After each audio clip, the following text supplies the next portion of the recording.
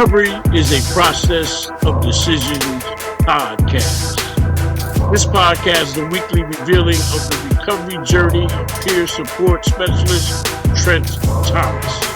Join him on his internal research-driven dive into what to and what not to do in sustaining recovery. His weekly episodes demonstrate that you are not alone, and what we can't do alone, we can do together. This life is hills and valleys, but we were built for struggle. These weekly episodes are a journey into his life lessons as he fulfills his daily mandate to help someone other than himself. Welcome. The Recovery is a Process of Decisions podcast.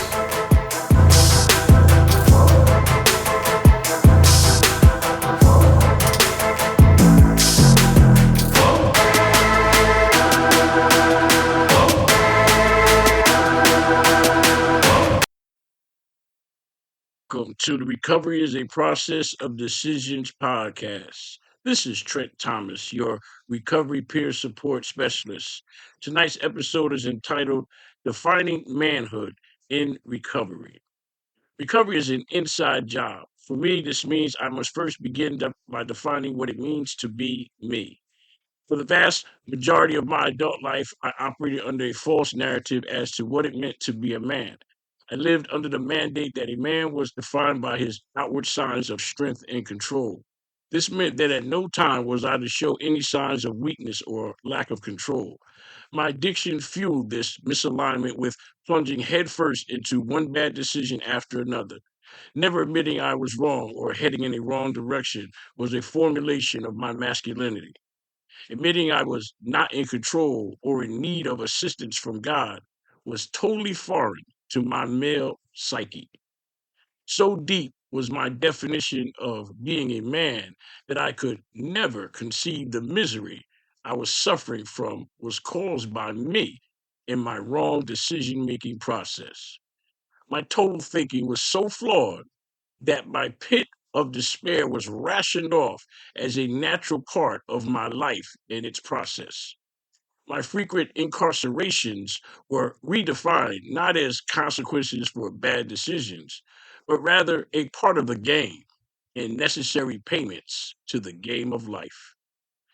The truth was that my life had become a huge stack of consequences born from all the bad decisions I was making as a direct result of my getting high chase and never ending wants, redefined as need for the drug and alcohol pit I could never get enough of.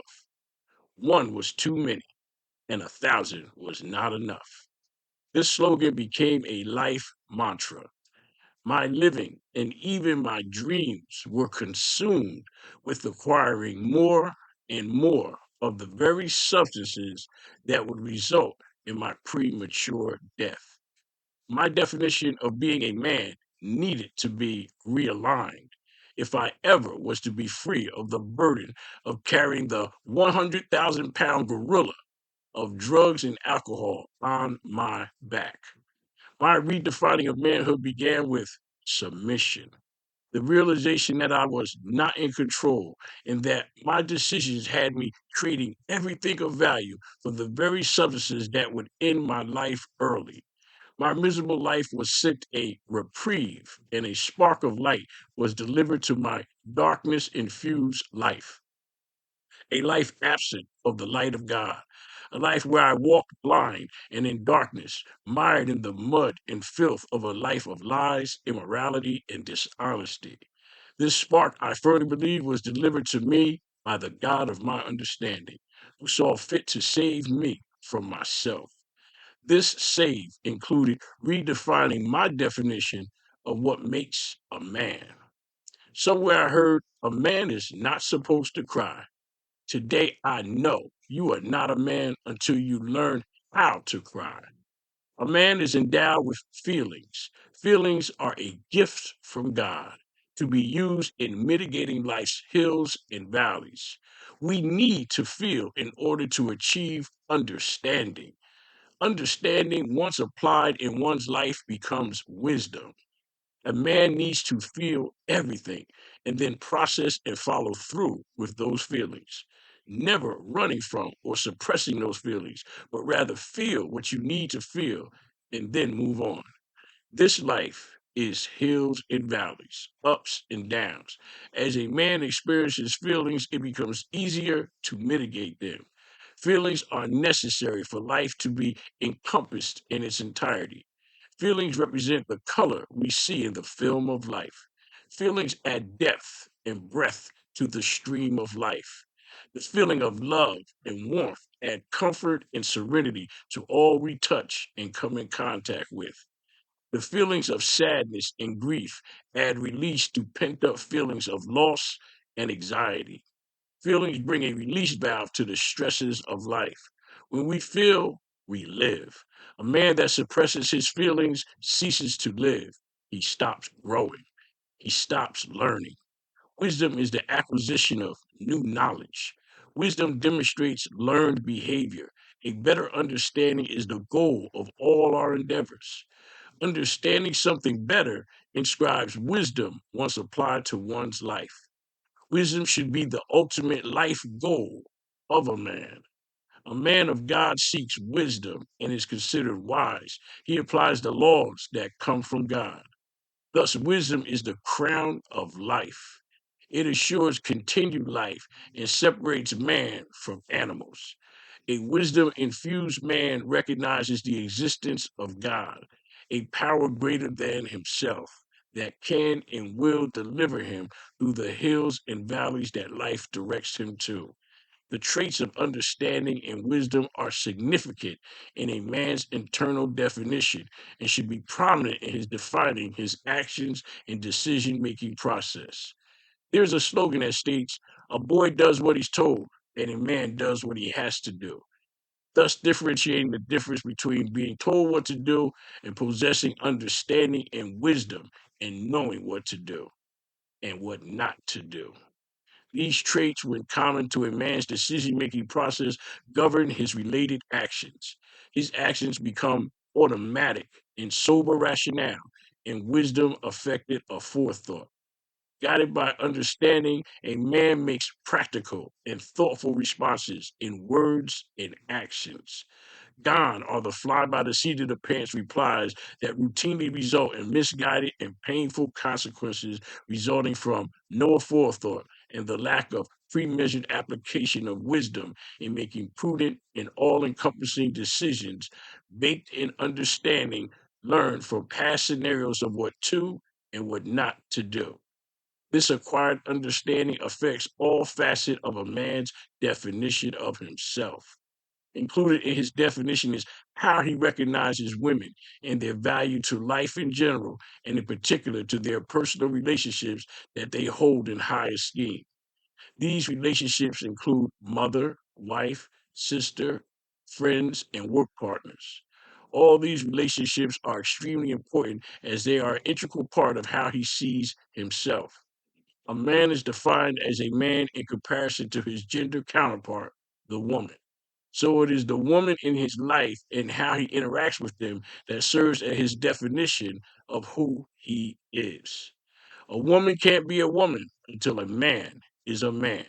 A woman can serve as a substitute man if she has to. It is not her preferred position, but she can be both if necessary. So, for a woman to be a woman, a man must be a man. He must accept and perform all the duties of manhood automatically and in earnest, not because he is told to, but rather because he is one. A boy can only be taught to be a man by a man. A woman cannot teach a boy how to be a man. She can love him and nurture him, but she cannot teach him manhood. Only a man can teach a boy to be a man. The requirement here is that a man must be a man before he can teach it. Being a man is the greatest order in my life. I love being a man. The duty and responsibility I must maintain, I run to and wholeheartedly aspire to achieve. A man represents the highest order of God's created beings. With this comes the highest level of responsibility. To be king is a great duty and presents the most extreme obligation. Your family submits to your protection and direction. This is a willing submission because they trust you and recognize your absolute love for them, a love that extends beyond your own life. A family submits to a man because a man is willing to give his very life for the safety and security of his loved ones. This is the very definition of being king. The Bible advises us to know God, study his creations. I present the lion pride, where the male lion is at the service of his pride. He will fight to the death for his pride. Their lives are only preserved by the life of their male leader. If he dies, they die.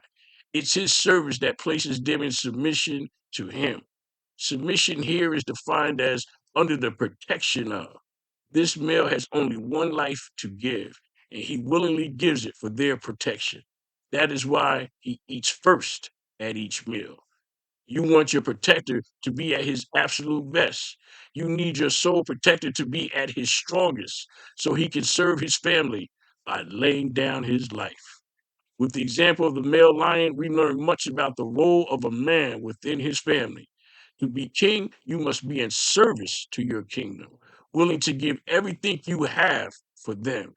In essence, you live, work, and die for your family.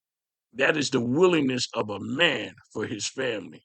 For me, I adore the position of being a man, a leader ready to do better each day to serve my family, to learn better so I can know better in order to teach better.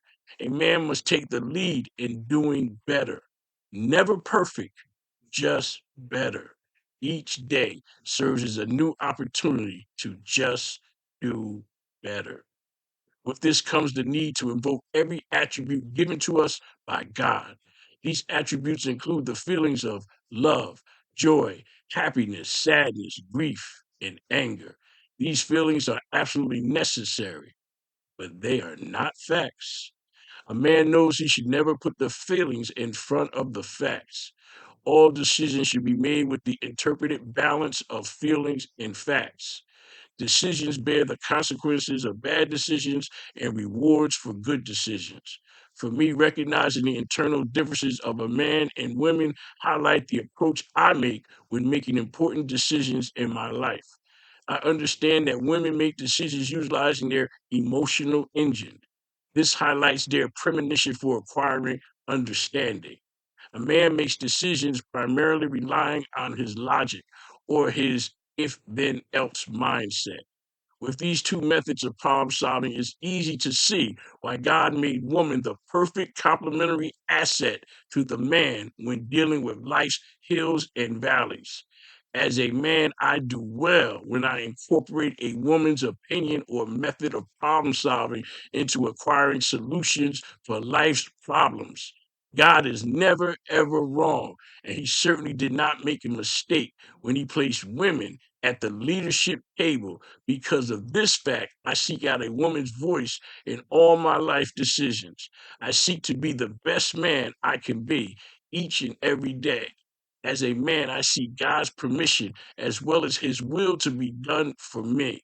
I pray for serenity to accept all the things I cannot change and the courage to change all the things I can and the wisdom to know the difference. I show my gratitude and thank him for all the things he has given me and the things he protects me from ever going through. I thank God for giving me a new opportunity to live again as a sober man, a new opportunity to just do better. My definition of being a man centers around my belief and faith in the God of my understanding. I don't have to have all the answers. I know what I know, and I strive each day to learn better so I can know better and thus do better, make better decisions, and get less consequences and more rewards. As a man, I submit to the will of God. It's his will, his way, under his time frame. As a man, I place God first always in everything. I serve God by serving and helping someone other than myself each new day. Today, in my striving to do better, I am the best man I can possibly be. This is Trent Thomas on another episode of Recovery is a Process of Decisions podcast. You can now subscribe to this podcast and receive special in-depth episodes for subscribers only, as well as a private personal email account to communicate directly with me for comments and show suggestions. In addition, I will be doing podcast shout-outs to all those subscribers who request shout-outs. As always, your inspiring comments can be left at transnetrecover.com/podcast. Please feel free to follow me on Facebook and Instagram, hashtag TransNetRecover. Thank you and have a blessed day.